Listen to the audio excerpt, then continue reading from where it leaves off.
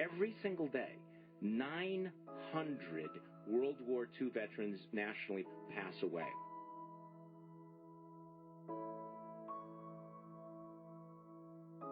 These were guys that in our normal lives we don't pay any attention to. They're the guys that walk a little bit slower. They're invisible to most of us. Not only not in the spotlight, but probably very much, off to the side.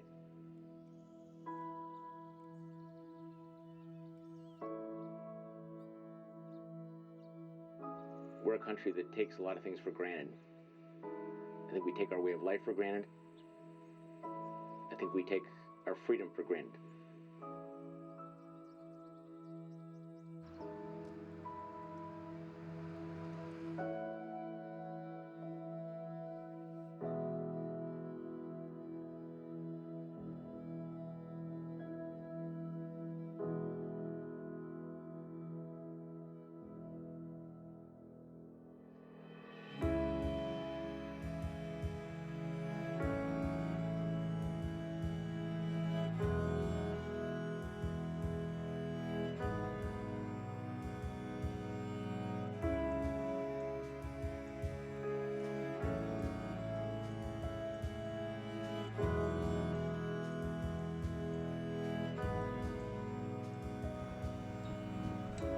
I think in some ways freedom has become a cliche, and it's relatively easy to be patriotic on the 4th of July or on Memorial Day. Freedom isn't a once-in-a-while thing, it's an absolutely everyday thing.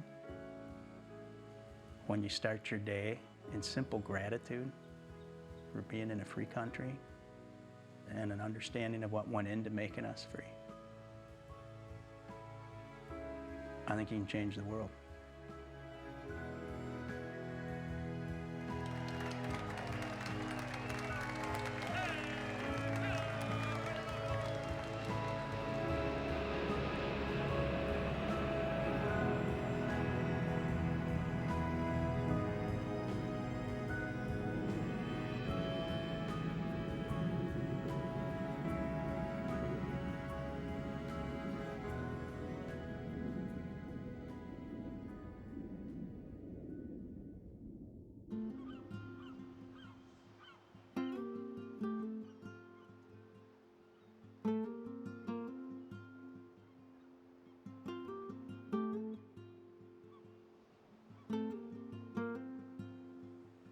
My dad had a tremendous influence on me.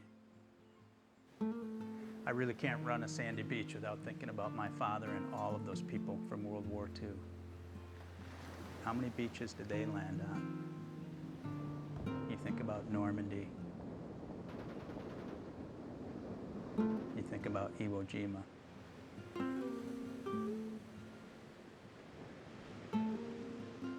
They've sacrificed so much for us. And here I am, running the beaches of Port Washington in absolute freedom.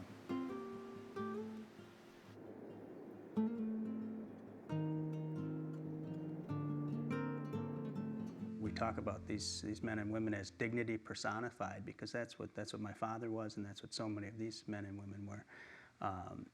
They did remarkable things for our country when we needed them, yet never talked about it. There's really no way to describe what this must be like, to be plucked from your everyday life and you're sent to the Atlantic or Pacific to go serve your country in a world that had gone mad, doing what you have to do, and then come home and essentially asked, okay, carry on. They came home with their duffel bags and put them in the back hall, hugged their mom and dad and went to work, and never talked about it again. My father was one of those guys, and I didn't know that till I was in my 40s. And so as my father slipped into Alzheimer's toward the end of his life, I kind of begged him. I said, we gotta have breakfast once a week, I gotta write this story down, we gotta capture this. So here's my father at 18 years old, thrust into the role of apprentice surgeon in the middle of nowhere, out on a tiny island called Manus Island. And many of the casualties in the Pacific came through there. My father, not to put too fine a point on it, had to saw off limbs and stitch people up and hold people when they were screaming, and it was horrible. This father that I had thought I knew, hearing his stories, became this epic.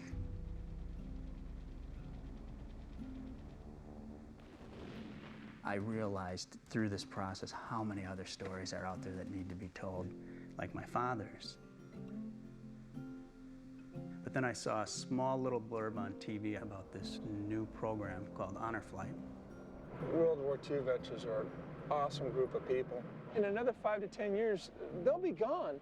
It featured Earl Morse, a physician's assistant out of Ohio, who was flying World War II veterans to see their memorial in Washington, D.C. It was a program 100% funded by donations. Right up here to the right is the memorial that you've waited 60 years to see. And I was just amazed at what I saw. I distinctly remember going to bed that night thinking, wow, somebody ought to do that, you know, in Wisconsin. And then I woke up the next day and thought, oh, darn it, I know who ought to do that. Like many of us, I'm a busy guy.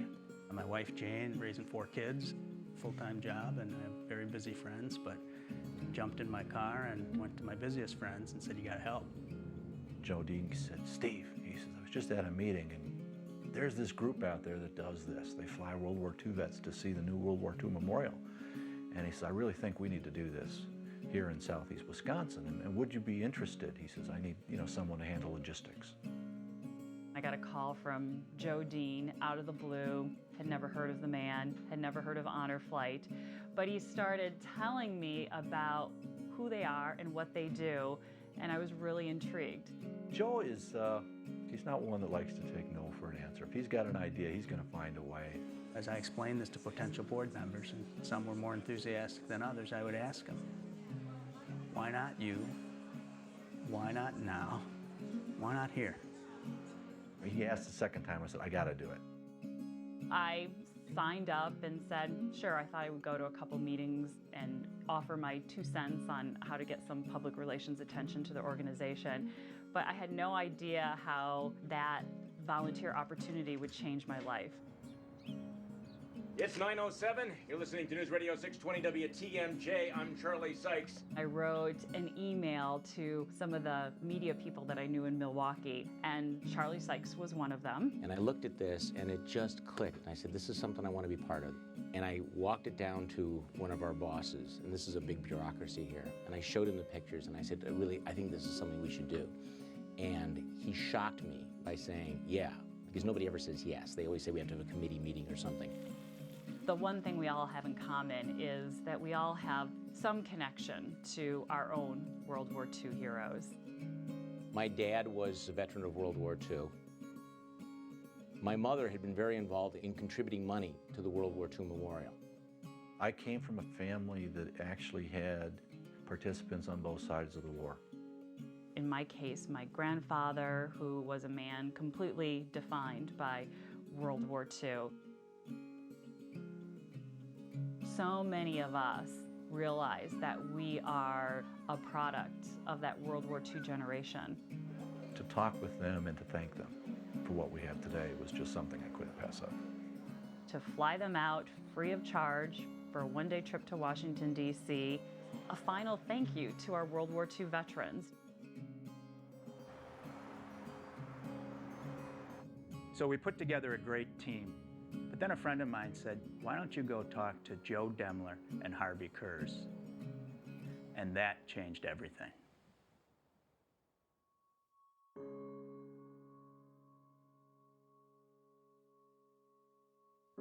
So here's Joe Demler, assistant postmaster in Port Washington, Wisconsin. I'd seen pictures of him bowling in the Ozaki Press, and you would walk by him on the street, a soft-spoken, humble guy. He's got this unbelievable story. Joe was a track athlete at Port Washington High School, and he took a deferment to join the Army. Within months, Joe ended up in the Battle of the Bulge. This was the Germans' last big offensive. It was fought in terrible winter conditions and one of the bloodiest battles of World War II. And the next thing he knows, they're surrounded and his unit is captured. First thing we did, we went to the interrogator, and the interrogator said to me, he said, "Demmler," he says, "that's German." He said, "What are you doing here?" And all I told him was my name, rank, and serial number. And they were in train cars, packed so tightly that they couldn't literally fall down. The guy next to him died and couldn't fall down. Joe ended up in a Nazi prison camp, had very little to eat or drink for months. Out of the 8 guys that were together when we started, there's only 3 of us that survived.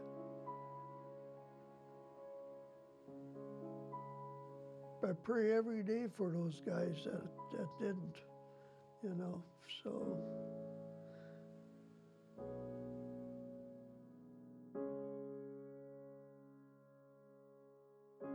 When I was liberated, I only weighed about 70 pounds. He is in Life magazine as the human skeleton.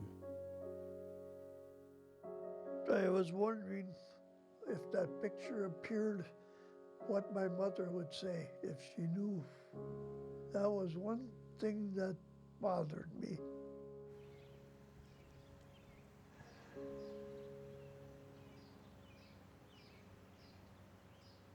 And I'm taken right back to my father, and I'm going, here we go again. Time after time after time, talking to these veterans, you're thinking, are you kidding me? Is there a dull story amongst this population? And kind of a bank shot from Joe's interview, we went over and talked to Harvey Kurse. Hey, okay, paper or plastic, okay, thank you. 2 bags, all right, okay. To know Harvey is to love Harvey. You know, I forget things once in a while. You know, I have to think twice when I get up in the morning and remember my wife's name. But that's the way it goes. Okay, beautiful. Hey, all right. My story started December 7th, 1941. I was 16 years old at the time. Everyone was huddled around the radio. Pearl Harbor was bombed. Pearl Harbor was bombed. Flash, Washington. The White House announces Japanese attack on Pearl Harbor. Being in high school, you know, playing basketball, having lots of fun, talking to the young girls that were sitting next to you in class, you really didn't know if Pearl Harbor was in Egypt or Russia or where it was.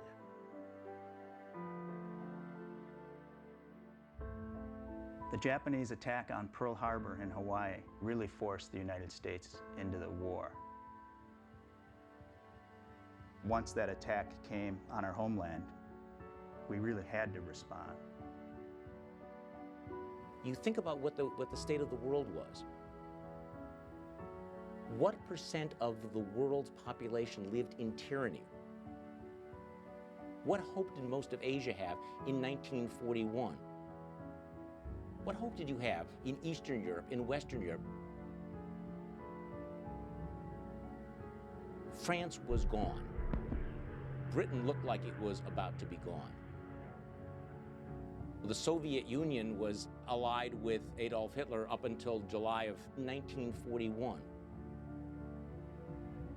And there was just the United States, and we stood alone. And this is a country that we didn't want to get into this. 2 weeks after I graduated, I got a notice from my Uncle Sam requesting, "Harvey, you are to appear in front of draft board number 7.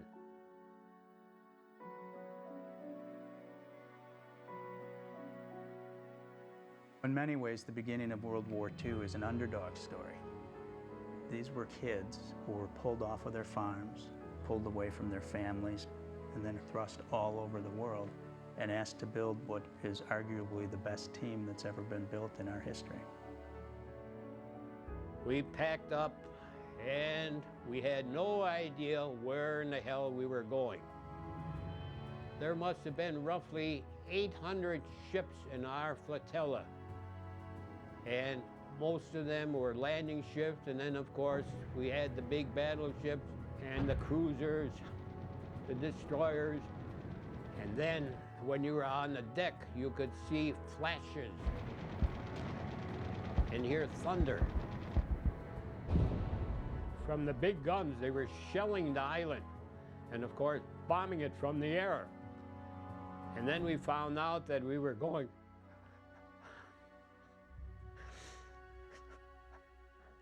to Iwo Jima.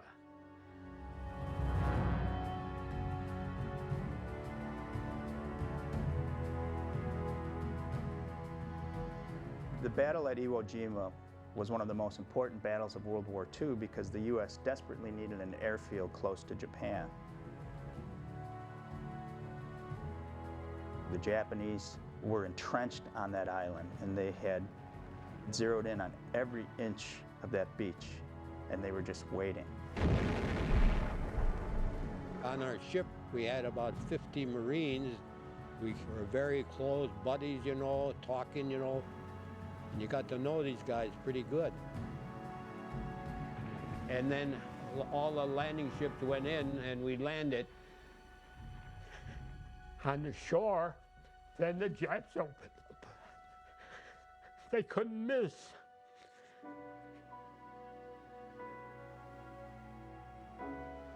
We did that all day.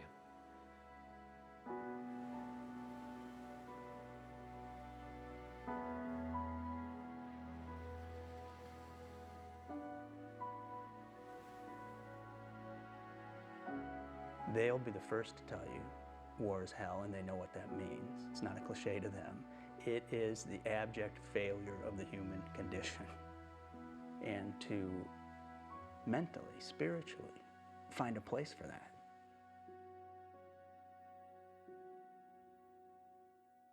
First of all, when I got home, I really didn't sleep too good. I'd wake up during the night, you had the flashbacks, you know, you'd be going into the beach, you know, you'd hear the big guns and so on. Time went by, things settled down, then I got a job, and that's where I met my true love, at the gas company, right? That was the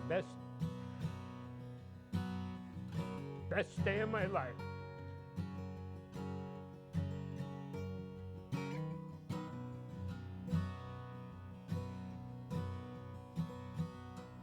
My girlfriend liked him.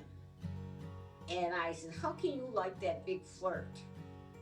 Because he was flirting all the time. Friendly. Yeah.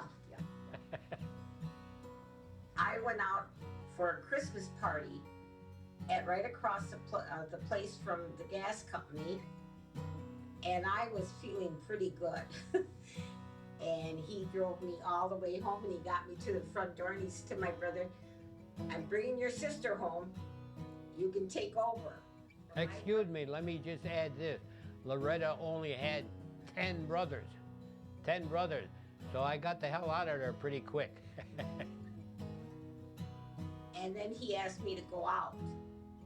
And when we would get together with my brothers who were in service in World War II also, they never discussed the war. Never. The veterans never really talked about it.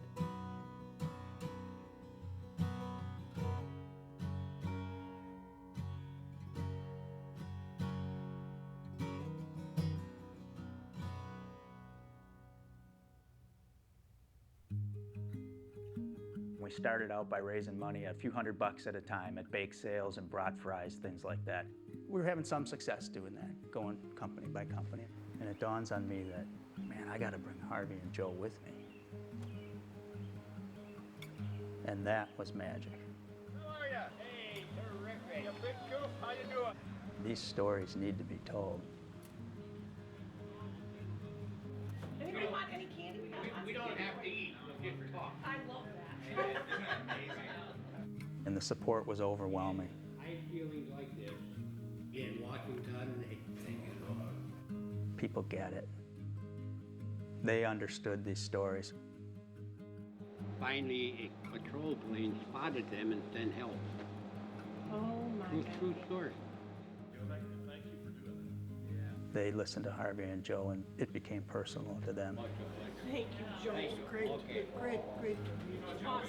And that blossomed into the support of this community. I was just delighted to sit back and let them share their stories.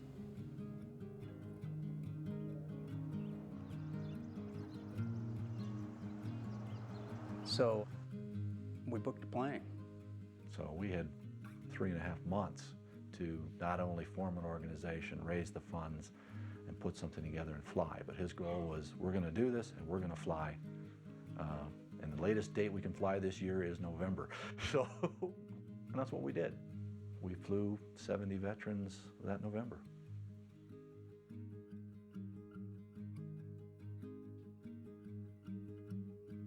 It took 60 years for us to build a memorial to these guys.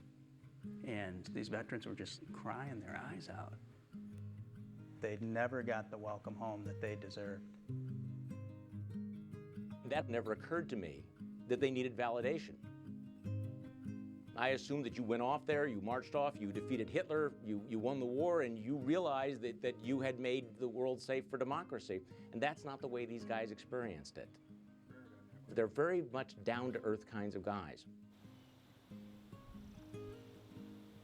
What happened, though, was, we're high-fiving after that first flight, saying, can you believe we just did that? In a couple months. We raised the money, we did it. And then the veterans started signing up. So we would fly one and 4 would sign up. And all of a sudden, the applications were pouring in and pouring in. And we're like, wow, there's a lot of people interested in this. You're listening to News Radio 620 WTMJ. I'm Charlie Sykes. There are 900 of these heroes who pass away every single day. We don't have forever. Joe Dean joins me live in the studio. Good morning, Charlie. Good morning, Joe. Always great to be here with you. Time is of the essence. I mean, you can send, 60 at a time, but there is that waiting list, and we're looking at a waiting list of about 500 veterans from our area. We're feeling that more and more. So as you said, 900 die each and every day, so we have a real sense of urgency. People began to understand that, yeah, my father is dying, my grandfather is dying, and I get that 900 a day isn't just a number, it's personal.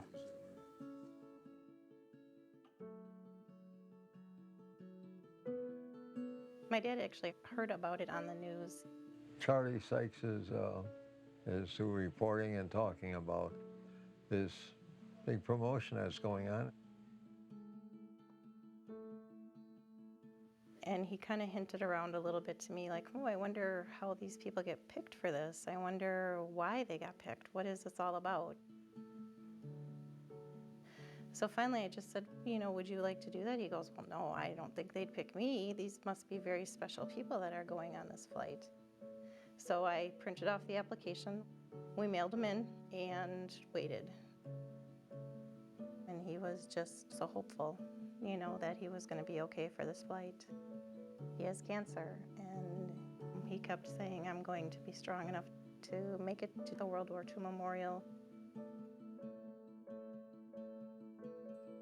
There were moments where we wondered if we had taken on more than we could possibly accomplish. 500 people on our wait list. We're a new organization. How can we accomplish this mission of flying every World War II veteran from Wisconsin that is interested in joining us? And then a couple of us, like all great ideas, flipped over a napkin and drew this little logo and said, what about Operation Resolve? Let's resolve to get this done. So I figured failure is not an option. We have to talk about this. We have to talk about it a lot. And we are all asking for your help to support the Stars and Stripes honor flight. Charlie Sykes was on the air drumming up business for us. It was a beautiful thing, but we did have this conundrum. Now what? And so that's when we landed on the idea of what if we did a 747, which is the biggest plane we could possibly get. We had a conference call with another group that's done it. Half the people on the call said, don't even think about it. Now, from a fundraising perspective, we're talking about a lot of money.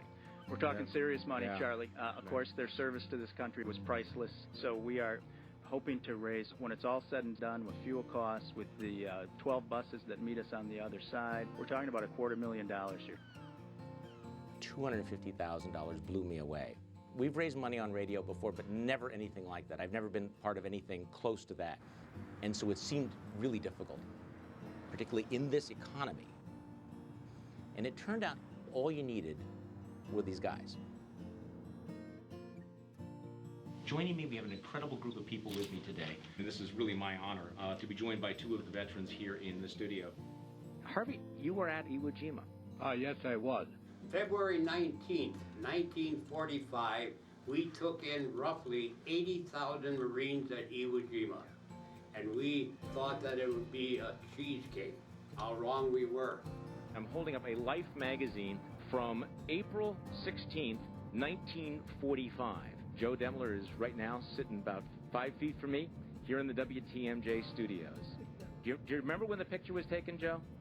You never forget. Every day you think about it, you know.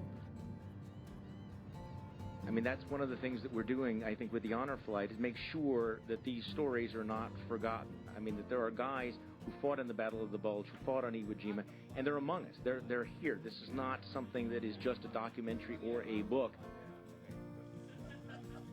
What I did not expect was the way the community responded. This thing touched a nerve. When we say the community came together and embraced this mission, we're not talking about just helping us raise money. We're talking about people. We have a wait list for volunteers, and the Guardians have been phenomenal. So a Guardian pays $500 for the privilege of accompanying a World War II veteran and spending the day in Washington, D.C. The Guardian is oftentimes a family member, but not necessarily. And what we say in Guardian training is that the honor flight experience, by and large, is defined by the Guardian. And it's really a big job. They're tasked to be vigilant for about 20 hours, from the moment they meet them till they hand them back to a loving family member, and just ensure that they're treated like royalty, and really that they're safe throughout the day. Name's Ryan Jazak. I'm involved in being a Guardian on honor flight. My name is Heidi Schmidt, and I, along with my husband, own this little restaurant. My name's Lisa. I teach in the 5th grade in Racine, Wisconsin. When I was working construction, I'd listen to Sykes every once in a while. I said I really want to get involved with this. My grandpa was in Korea, and another grandpa was in World War II, and my brother's currently serving in Afghanistan. It's something that just clicked. I thought my dad would love to see that. He's just my hero. My father served in World War II and unfortunately passed away. And I'm very proud of everything that he did, the values and the work ethic that he passed on to us. I called my brother in Maryland and I said, we have to do this. What an honor, what a privilege to take a veteran to see the World War II Memorial. Could be no bigger thrill in someone's life. They called on my birthday, in fact, which was the best birthday gift I could ever get in my whole life. I just happened to put it on Facebook to show my excitement to some of my friends, look how happy I was to be a Guardian. One friend posted on there, she said, well, I got 25 bucks coming your way. Checks just started rolling in. My brother checked in from Afghanistan, called me from a satellite phone, mentioned that he wanted to be part of it too, so he sent me a pretty large amount of money. He wanted to show his love for the guys that paved the path before him. It was pretty neat. Whether it was 3 people or 30 people, or ultimately 300 or 3,000 people. When we told the story, people were shaking their heads going, that's my dad, that's my grandpa, you know, so people knew. I get involved a lot during the call center. You know, can you make the flight? Did you get the information? This or that. But when you're making that call center call and you call the vet, you say, I'm Steve and I'm with the honor flight, and all of a sudden there's screaming going on. It's like, hello, hello? And then they'll come back and they'll say, yes, yes, I'll go. Success. I am so thrilled when I got the call. It was like I won the lottery. My philosophy is I'm not afraid of death. Death doesn't scare me. What scares hell out of me is how I gotta live.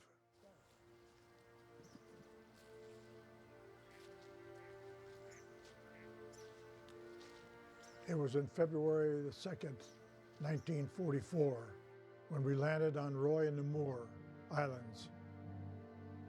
And that was in the Kwajalein Atoll.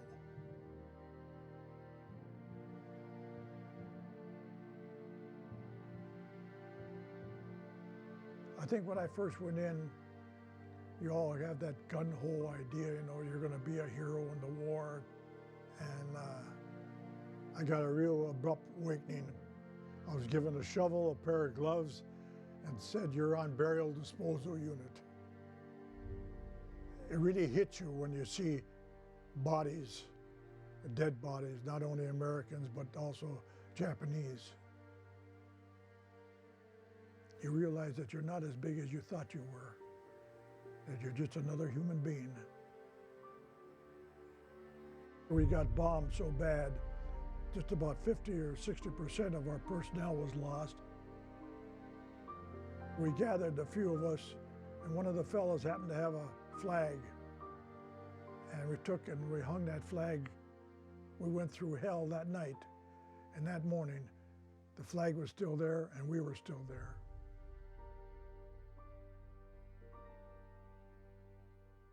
Going through that experience, I grew up a lot.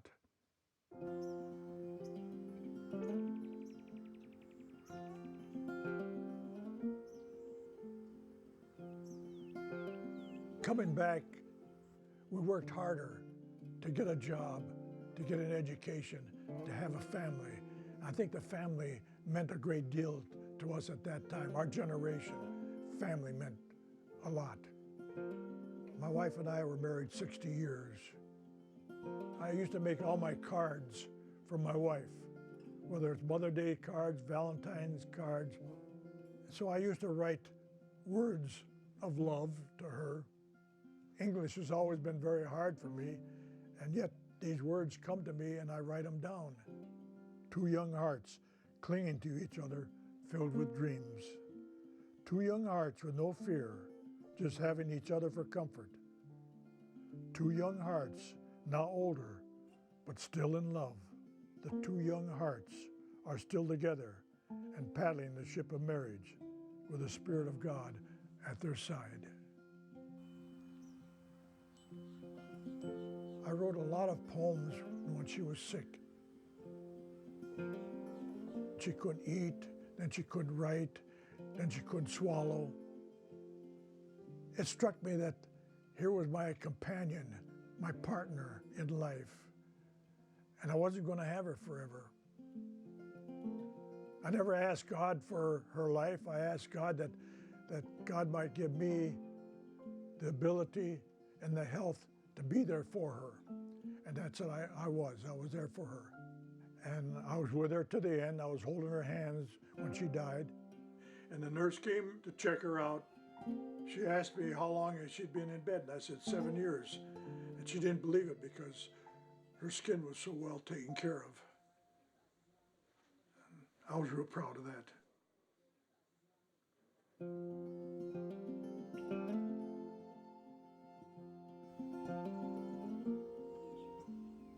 What we hit upon is this is a generation that gives, doesn't ask for much, if anything. They've given to their families, they give to their communities. Honor Flight is our small way to give something back.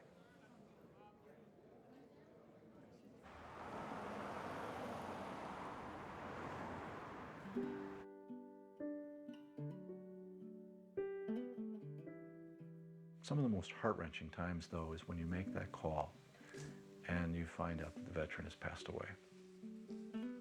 Your heart just goes, oh, man. We try and get as many of these guys to Washington that we can as soon as we can because time is running. You know, Orville Lemke, for example. He got the call, and he wasn't doing very well at that time. He had been in and out of the hospital. He was starting chemotherapy and radiation treatments. My mom talked to the doctors and my dad talked to the doctors, and they did everything they could. They held off chemo treatments so he wouldn't be sick. It was just a truly amazing feeling when we got that call. It's your turn, Dad. I don't think any of us could fully appreciate the depth of relationships that we would establish with these veterans. An honor flight quickly moved from something we wanted to do as a team to something we needed to do as a community. When we announced that we were going to try to get as many World War II veterans as possible to visit their memorial in Washington, D.C., and there was a real sense of urgency about that because the clock was running. In fact, this community came together in one of the most extraordinary things that I have ever been part of, that a lot of people just came together, came through. Whether it was church groups or civics groups or veterans groups, kids groups, schools, raised enough money that we were able to send not one 747, but two 747s, and on Saturday, a third 747. 3 747s. We could not believe it. It's unbelievable. This is a great community. I knew when people heard the story, they would have the same reaction that all of us do. How can I help? And now it was time to fly. I'm looking forward. I'm very anxious. In fact, I got all my medication scheduled. I got my clothes laid out, so I'm ready to go. Oh, I've been ready for a long time.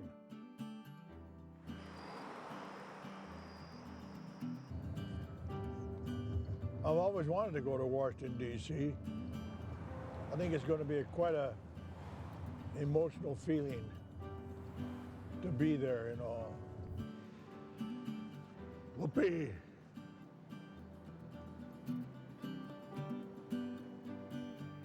The phenomenal thing about an honor flight organization is it is a team effort. You know, it's no one individual. It's no one group of people. It's a very large family.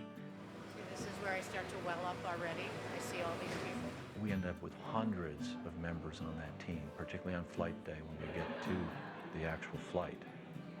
At the airport, for example, you're going to have teams that are going to be welcoming the vets, making sure that everything gets checked in properly, whether it's assistance with wheelchairs or those types of things.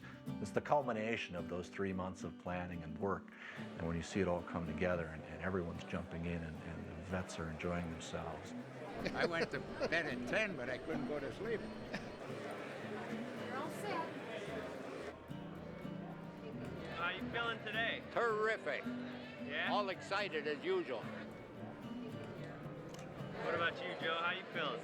Oh, I feel that people don't realize what this means to the veterans. We couldn't do this without all the help, the guardians, the volunteers, the donations. Thank you. Oh, we're doing fabulous. Another flight, 747. We are fired up this morning. We're flying 200 of these World War II heroes. For goodness sake, man alive. How are you? Terrific, terrific. Good. Looking better than ever. What an absolute honor for our group and all of our volunteers to be able to host these heroes today. Perfect. Great smiles. There we go. Perfect. 1, 2, 3. When you see how it affects everyone from TSA, the bus drivers, the flight attendants, everyone is profoundly affected.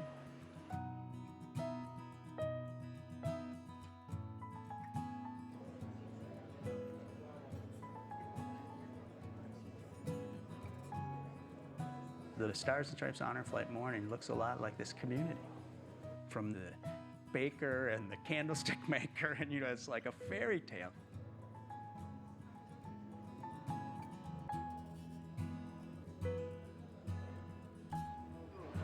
Thank you, Martin. Welcome, sir. I was flirting with him.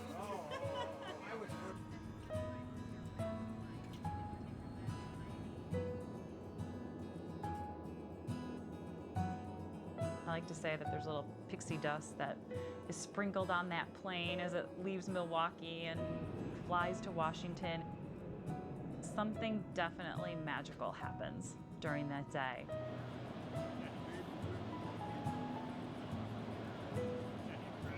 Many of these veterans had never been to Washington, D.C. before, and some haven't flown since World War II.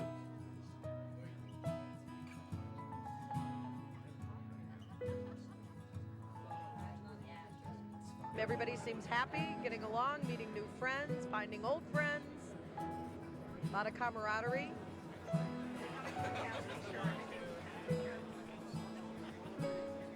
There are two very special ambassadors on board the plane. Their names are Joe Demler and Harvey Kurz.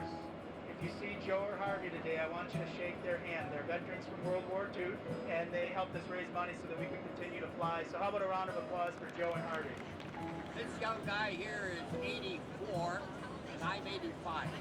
We know a couple of young ladies in Washington, so we'll double date them. Oh, is that right? Certainly. Watch out. Hey, right. We'll be careful.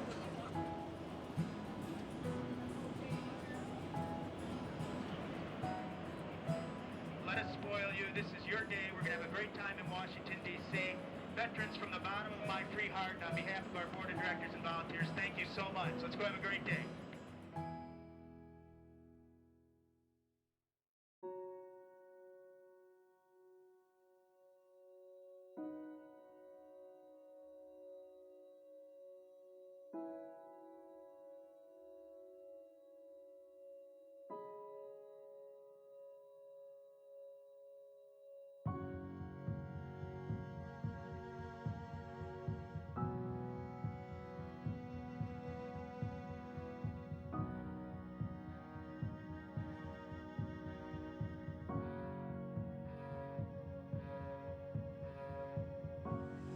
My dad was also in World War II, so he passed away 9 years ago, but it's really beautiful for my children to see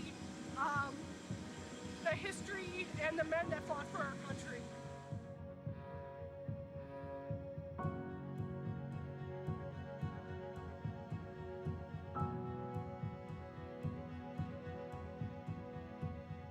An honor flight trip is a big day for these veterans.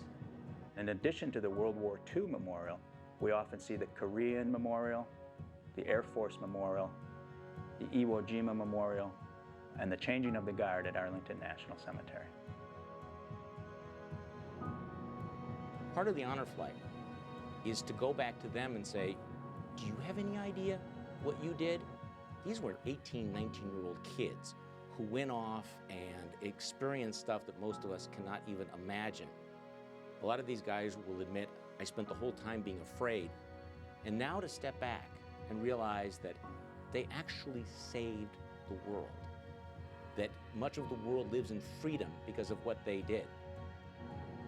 If it wasn't for you guys, not just the world, but my countrymen, my family, and I would not be free were it not for you. So God bless you all, and thank you so much.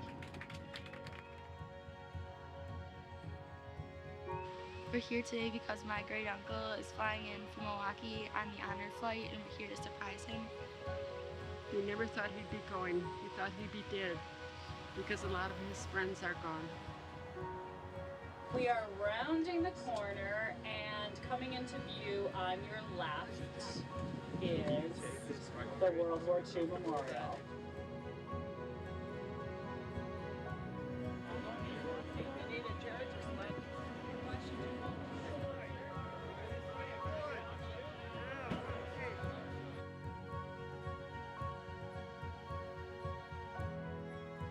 Yeah, well, I'm Bob Dole, and my wife Elizabeth. We come out here a lot. We've got to let everybody know the sacrifices made by that generation. And even though there are only 2 million of us left out of 16, they'll have children and grandchildren who'll come here for years.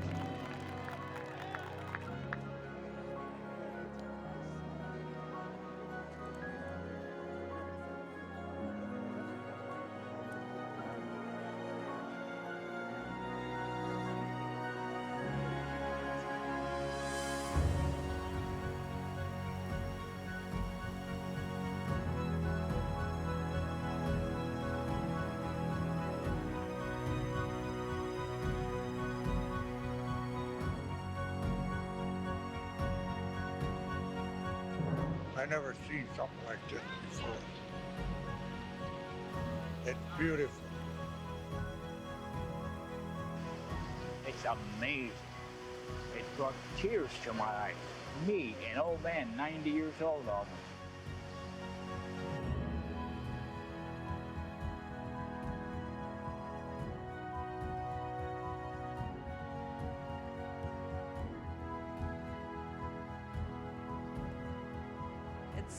It was only right to make this, and it's beautiful.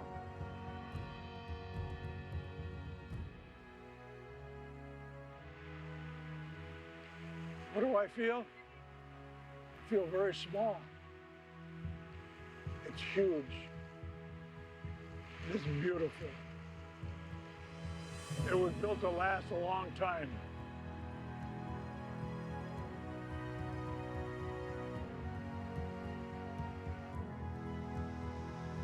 I think it's an honor that's long overdue for the veterans. I don't think any veterans get enough credit, and these guys are absolute heroes, and it makes me really proud to be there and share this with my grandpa. We just came out to surprise our dad on this very, very special day. They did a lot more for us as World War II veterans than we can ever say, so we thought we could take a day, say thanks.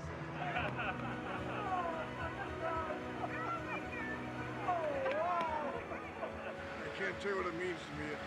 I don't know which is more important, the monument or my family. It's spectacular.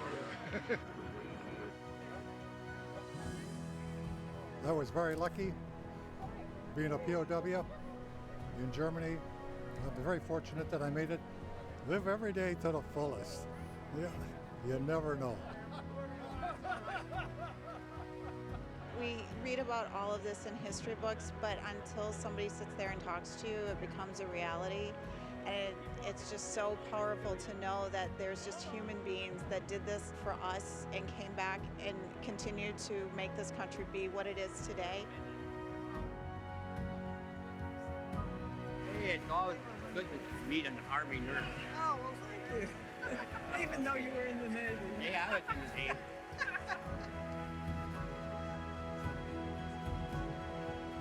There's a difference between a tourist and being here with the veterans. It's a different feeling. It's like you're one of the bunch. Everyone just stand to your side. 2 more times, right here.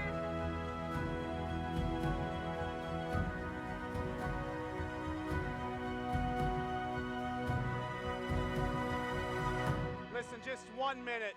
I wanted to say, we're standing here today in the shadow of the Lincoln Memorial.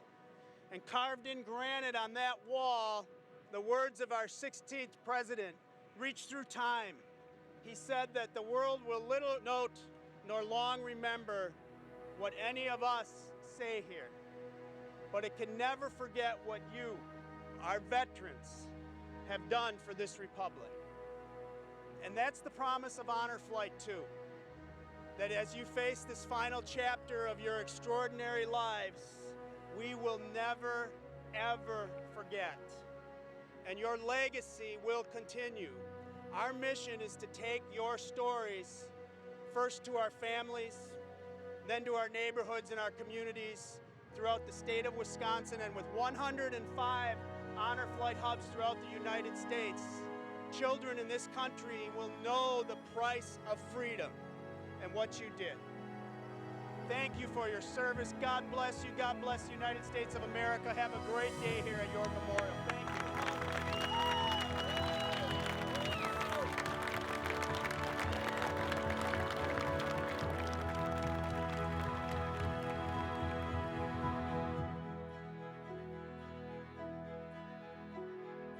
We talk about the Stars and Stripes Honor Flight journey.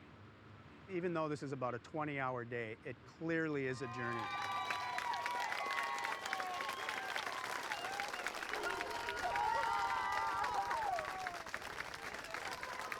My heart's going.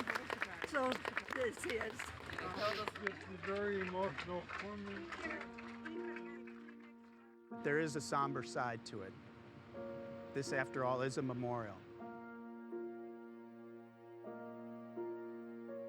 When they see that wall of stars that honors their brothers and sisters that didn't make it home, they're not looking at 80-year-olds or 90-year-olds. They're looking at 18-year-olds I don't want to talk about it. In fact, I didn't want to come here today, but my wife says, go see it. And you realize that some of these stories are very, very difficult to share.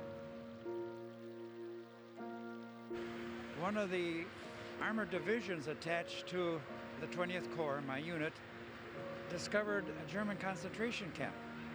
It was called Ohrdruf. The next day, General Eisenhower and General Patton went to see it, and they were so overcome by what they had seen that Eisenhower sent out an order that all troops in that vicinity were directed to go and view this horrible scene. And so the next day, I went there.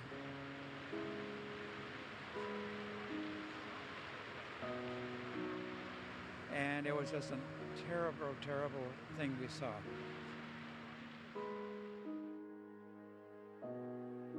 One thing that still sticks in my mind is that the stench of burning flesh is ingrained in my brain.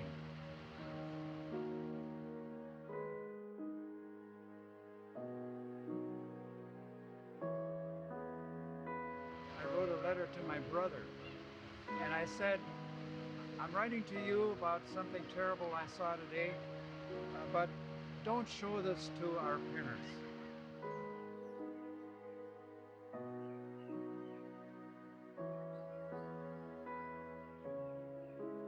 At 19, I was in Belgium.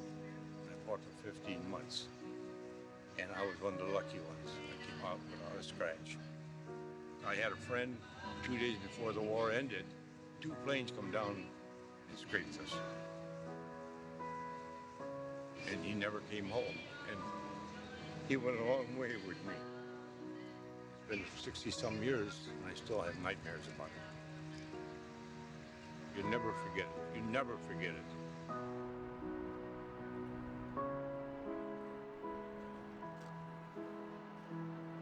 I was a platoon sergeant over there, 9th Armored Infantry, and I went through France and ended up on the German border and in the Battle of the Bulge, and that's where I got hit. And on Christmas Day, and I saw a lot of guys die. I don't regret anything that we did, because if we saved the country from what we saw over there, it's absolutely worth the effort we put into it, even if we came back in not too good a shape. One of the really important things for the honor flight is not just what we do for them, but also the way it helps them process what they did. Because what happened in World War II and what they saw was horrible. Memories, memories, memories, you know, sad parts. A lot of history. A lot of history. Yeah. Okay, all right. February 19th, 1945, at Iwo, I saw the original flag go up 4 days after the original invasion. That in itself, when I saw the monument here, Iwo Jima, really brought in tears. When you saw the first flag go up, did you ever imagine it would become such an iconic image? No. No, not until you saw pictures of it and then in the magazine, and you know, unbelievable. Yeah. I was just a bystander. They worked hard to get up there. So when people on this trip call you a hero, you don't... Nah, heck no. The ones that didn't come back are the heroes.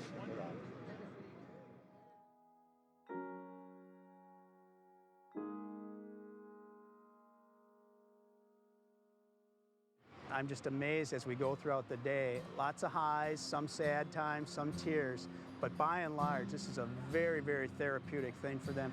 Now that you're here, how do you feel? Well, I feel a hell of a lot better. I'm glad I came. This is one of the finest trips I ever had. I must have shook about 100 hands. I I even got a kiss from one woman. When a grown man cries because he's so happy, and you hear from him that that's one day in their life they'll never forget. That's what it's all about. This is an experience. They feel that the day was one of the best of their life, that next to their marriage and next to having their kids, that this is the greatest day of their life. So, you know, it means a lot to them. And us as volunteers to be able to give to them is just incredible. It was unbelievable when they came up, gave me a hug and said, "Grandpa, we're here just for you today." That was my day. I mean, this was one of my finest days I'll never, ever forget. When I first met Harvey and stopped by his living room, and he began to share a few of his stories about Iwo Jima, your lovely wife, Loretta, came up to me privately and said, "I have never heard those stories before." None of the veterans talked about it. Everything that came up about World War II would go in a big cardboard box down in the basement. Hey, and if you guys are married, when was the last time you looked at your wedding pictures? They're in the basement. But the honor flight brought that out. These guys, they spent weeks and months, years in foxholes all over the world in ugly situations. This is a beautiful day for them. It's been a wonderful experience for us guys. Oh yeah, coming back, yeah, absolutely. I met Ed, I never knew he was alive, and, Well, and we find out now that we're in the same city. Same neighborhood. Same neighborhood. Almost the same neighborhood. Yeah, it worked out real well. I feel like a king.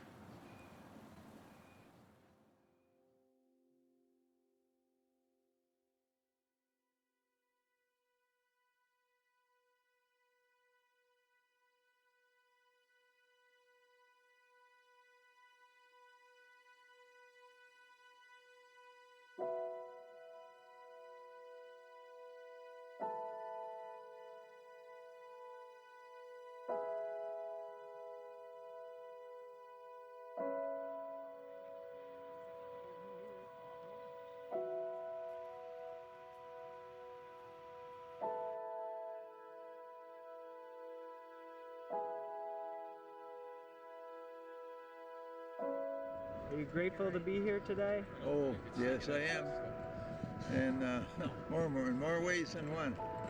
With the health problems and whatnot. And of course, I got my daughter here to give me a push all around, and it helps a lot. How are you feeling today? I'm getting tired.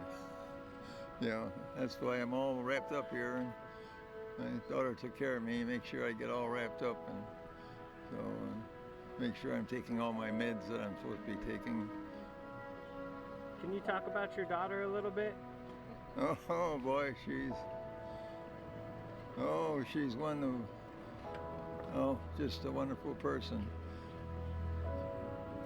Real proud of her. With his health problems, I mean, he talked about it a little bit. He didn't really say he has cancer that's spreading throughout his body. And it's been pretty tough for our family. I'm very glad he has this opportunity today.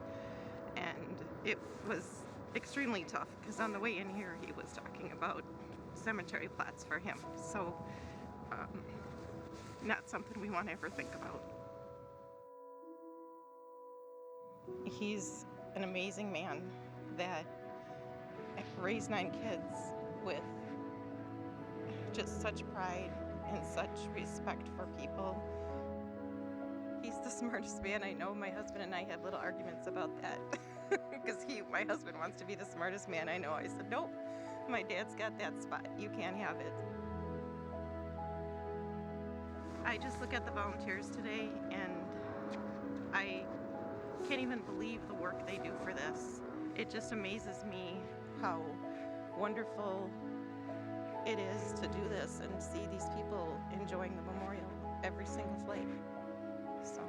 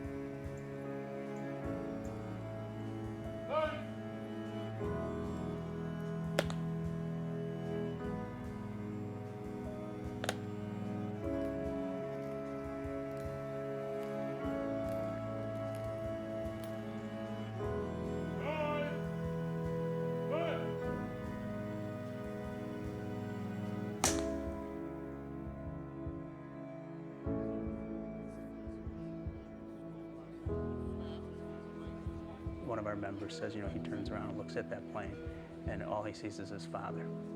300 people, 300 veterans on that one flight. All I see is my dad. Many of you have asked about the Every Day's a Bonus. That goes back to the gentleman you heard about a little bit earlier this morning, Joe Demler, who is on the plane with us today. Joe spent months and months in a Nazi prison camp.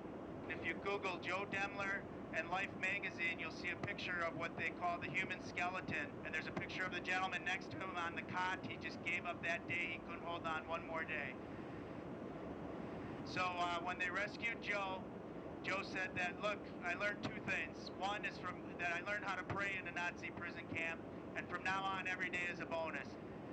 Who is Joe? This is Joe. I've been getting teased for this all night long. Hey! But I'm going to give it to you because it's my flashing flag. And I am so honored to meet you. Well, thank you. Thank you. Oh, thank you. Thank you for having us. Oh. Thank you.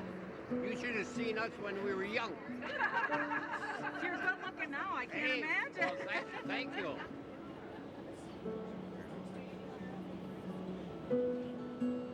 One of the things we learned very early on is that while you guys were serving overseas, you didn't have cell phones, you didn't have faxes, you didn't have telegraphs.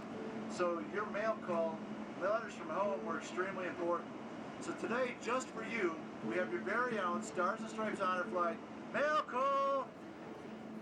We contact the veteran's family unbeknownst to the veteran. So they send us the mail. They get a hold of neighbors and loved ones, and then we hand it out in mail call. There you are, sir.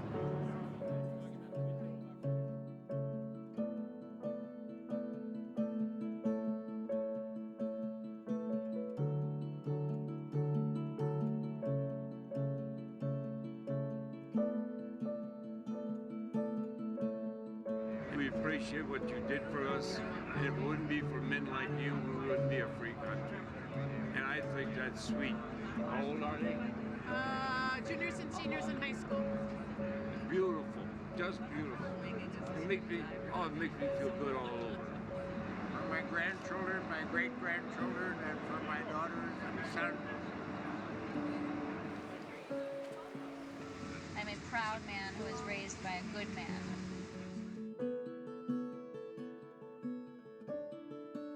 My great-grandchildren, a boy and a girl.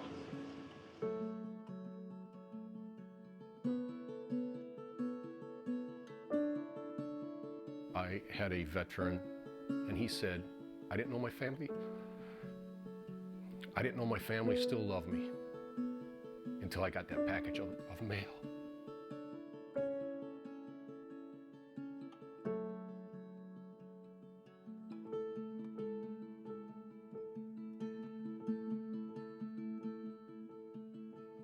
How very thankful I am to men like you who served in World War II to protect our country. I personally say a big thank you. Love, Carol.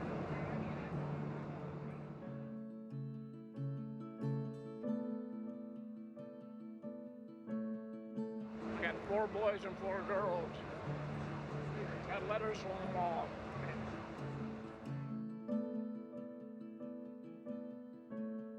Oh, I never expected anything like this.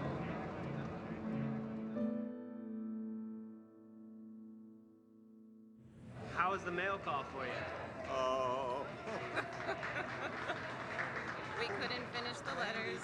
There were too many of them. What a surprise. So by the time we land back in Milwaukee, a lot of these guys are very tired. They're in their 80s and their 90s. They know that there's going to be a homecoming. They have no idea what it's going to be.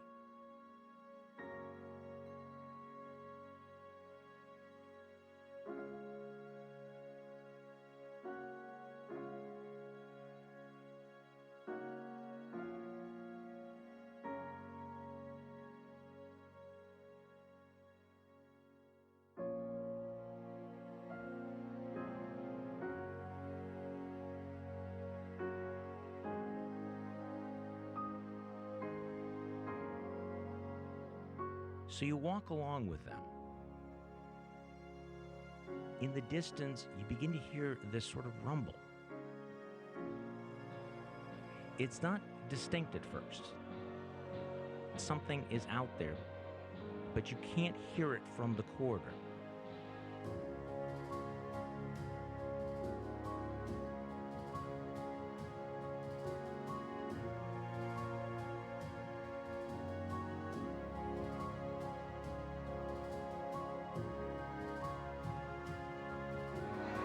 My brother, he has no idea what kind of gathering has come about here.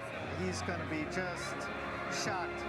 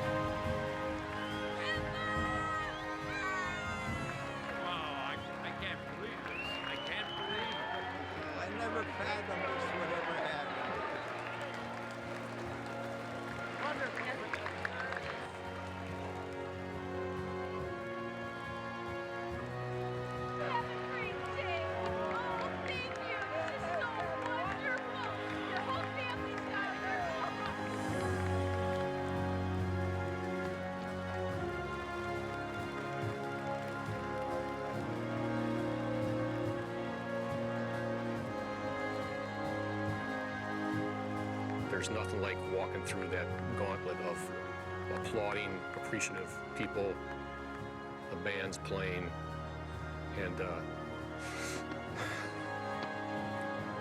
tears flow.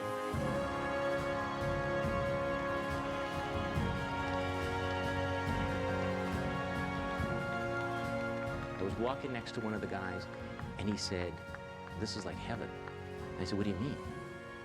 He says, "It's like seeing all the people you loved and you cared about. It's like having your whole life before you. And realizing that what you did mattered, that it was actually worth it. To see my grandkids and my kids, that is a powerful moment."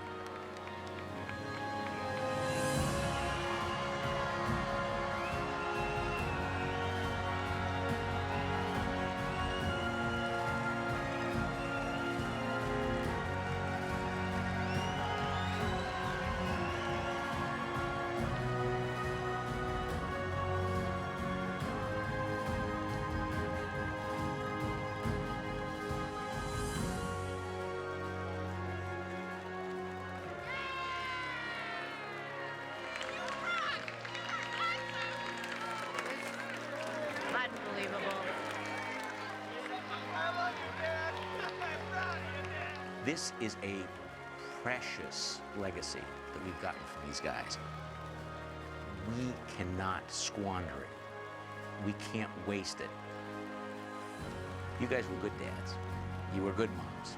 You sacrificed for us. You took care of us. And we never told you when we had a chance. And this is the vehicle where we get to say thank you.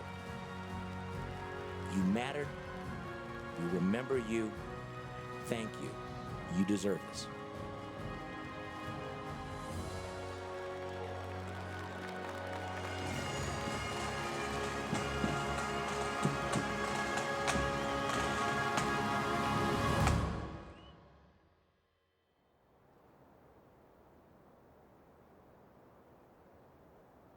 Happy birthday to you.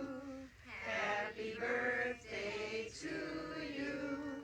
The birthday ended up to be an honor flight theme because he just couldn't stop talking about it. It was just an amazing thing for him. Oh, give me a kiss.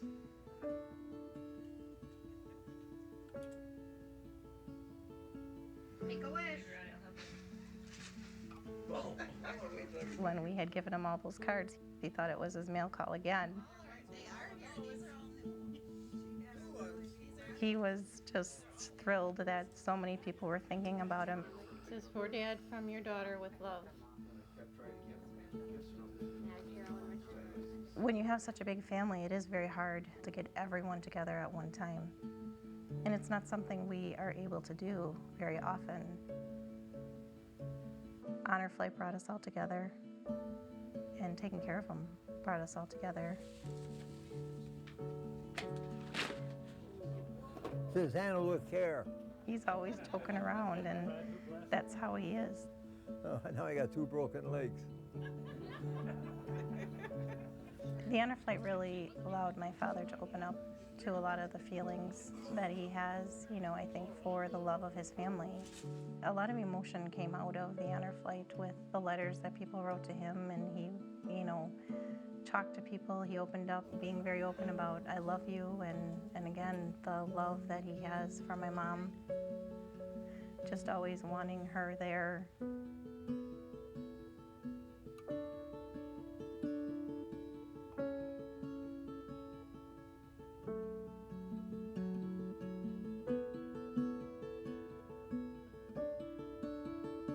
Hey Orville, how does it feel to have your whole family here like this? Are we going into another tear-jerking? You're getting close to it, I'm telling you. Oh, you did it.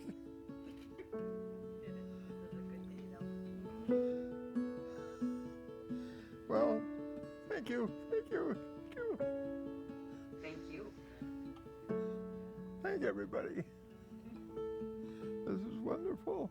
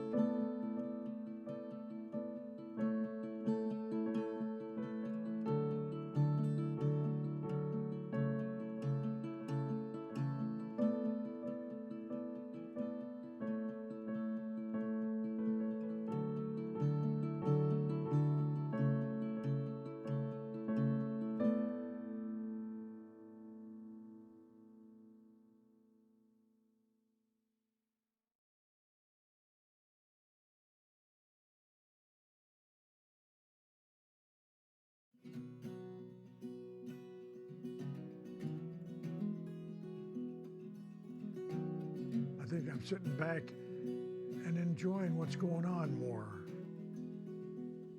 Maybe in your younger life and when you're working and you're going to school, and raising a family, how much time do you really spend to enjoy the things that you have? Don't feel that you have to go into the service to go through what we went through to appreciate life. You may have something that somebody else hasn't. Appreciate that ability that God has given you and take advantage of it. Use it. I don't think any individual can be involved with an organization like Honor Flight and not be forever changed. And my appreciation for those freedoms that I recognized before has become even more profound. I have what I have today because of them.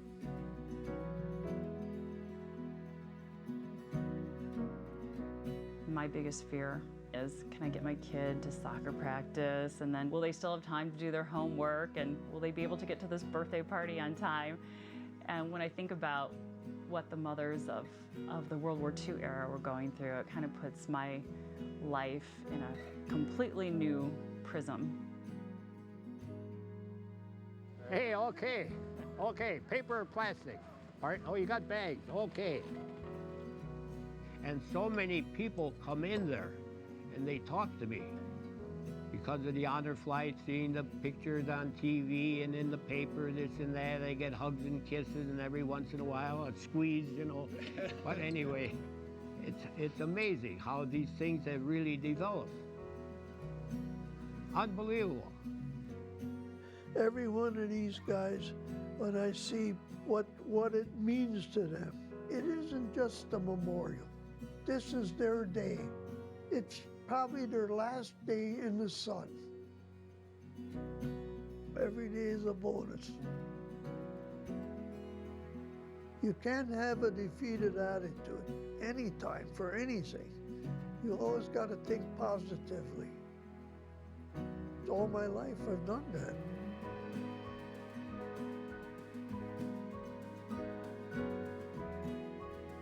You know, Harvey's got Alzheimer's. I think the Honor Flight has done more for him than the medication. It has made Harvey sharper because he's got something to think about. Not only himself, but other veterans, what they went through. I think it has done a lot for Harvey's memory, and I can't believe it. Okay, beautiful. Hey, all right. Well, young man, you got a long ways to go. And the way with modern medication nowadays, you're going to even live longer than me. I hope so. Each day is a bonus. Each day is a bonus. Not just for the veterans, but for all of us.